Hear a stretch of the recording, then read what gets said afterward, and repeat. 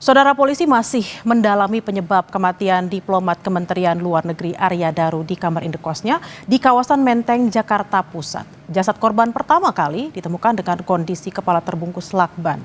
Tidak ada tanda-tanda luka di tubuh korban. Apa yang perlu diperhatikan penyidik untuk bisa mengungkap kasus kematian ini? Kita bahas bersama dengan Suprapto, sosiolog kriminalitas dosen Purna Universitas Gadjah Mada melalui sambungan Zoom.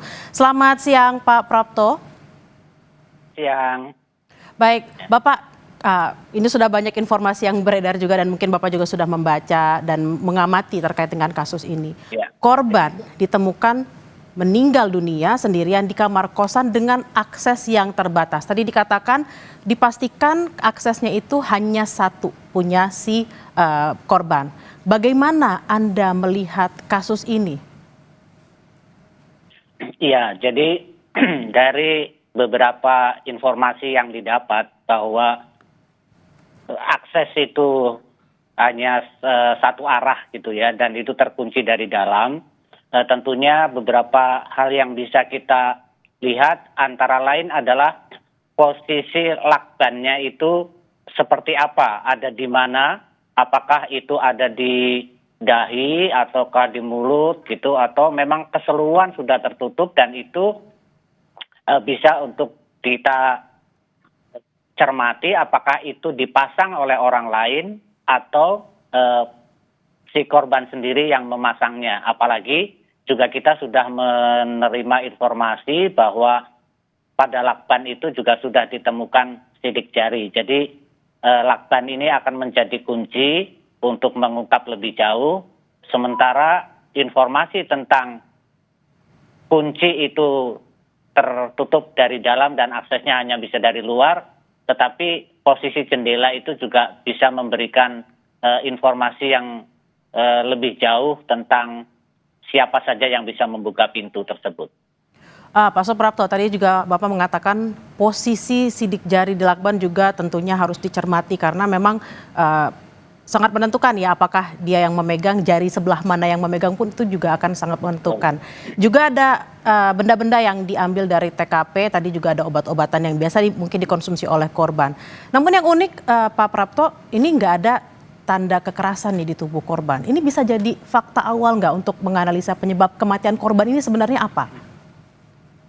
Ya, jadi karena tidak ada tanda-tanda tindak kekerasan, maka kemungkinannya adalah satu, itu karena penyakit tertentu yang diderita oleh korban gitu ya, sehingga dia kemudian kehilangan nafas lah paling tidak, atau memang korban sengaja untuk memasang itu, meskipun mungkin tujuannya sekali lagi bisa juga untuk menghilangkan rasa sakit, tetapi bisa juga dengan niat karena mungkin sudah putus asa dengan kondisi kesehatannya. Tetapi kita juga tahu bahwa andai kata itu dilakukan sendiri, apapun yang berkaitan dengan upaya untuk menutup pernafasan itu biasanya ada tanda-tanda lain yang bisa kita gunakan untuk mendeteksi apakah kondisi ini terjadi karena bunuh diri atau dilakukan oleh orang lain atau karena ketidaksengajaan.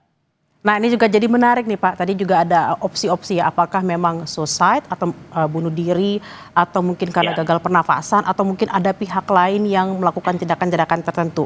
Ada banyak CCTV, ada 4 dan posisinya strategis, salah satunya itu mengarah ke kamar korban. Jika memang terjadi pembunuhan di sana sangat beresiko Pak, terutama aksesnya yang terlalu jelas sekali. Kira-kira jika memang ada dugaan pembunuhan, siapa pelakunya dan apa motifnya? Ya, jadi kalau misalnya memang betul-betul bisa dilakukan pemeriksaan terhadap CCTV, yang pertama, apakah CCTV-nya itu memang full lock on gitu ya, tidak sempat mati, karena sangat mungkin bahwa pelaku yang canggih itu akan bisa mengupayakan agar dia tidak terekam oleh CCTV gitu. Jadi ini juga perlu dicermati, tetapi kalau misalnya memang itu betul-betul teriyakini bahwa tidak ada orang lain yang masuk, maka tentunya sesuatu yang perlu didalami adalah apa yang terjadi di dalam kamar tersebut gitu.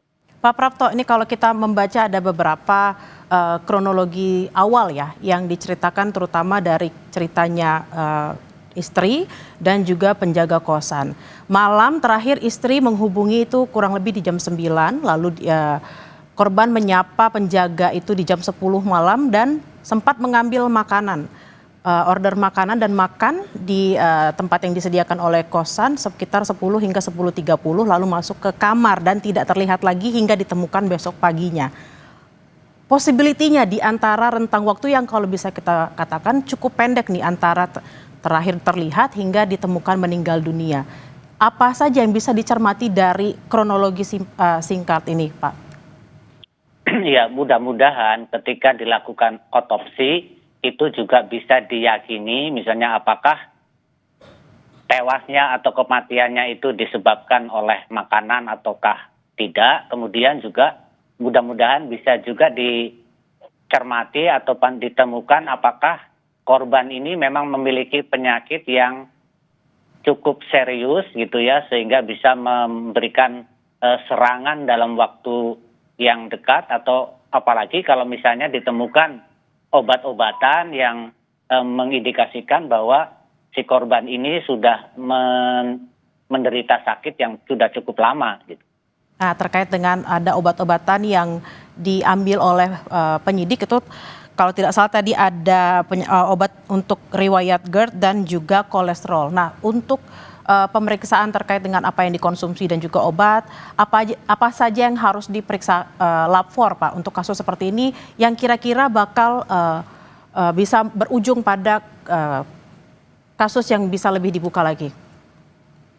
Ya, jadi kalau kita lihat tadi misalnya ada obat yang untuk GERD gitu ya, karena banyak di antara anggota masyarakat yang tidak paham bahwa GERD atau sederhananya saja juga misalnya asam lambung pun itu meskipun tidak selalu merupakan penyakit yang mematikan, tetapi ketika volumenya berlebih dan kemudian dia naik ke rongga dada atau menyerang diafragma sampai kemudian mendesak jantung, dulu kalau orang Jawa bilang ini terjadi apa yang disebut dengan angin duduk, itu bisa juga menjadi penyebab hilangnya nyawa seseorang karena gagal nafas ataupun juga karena kerja jantung terganggu.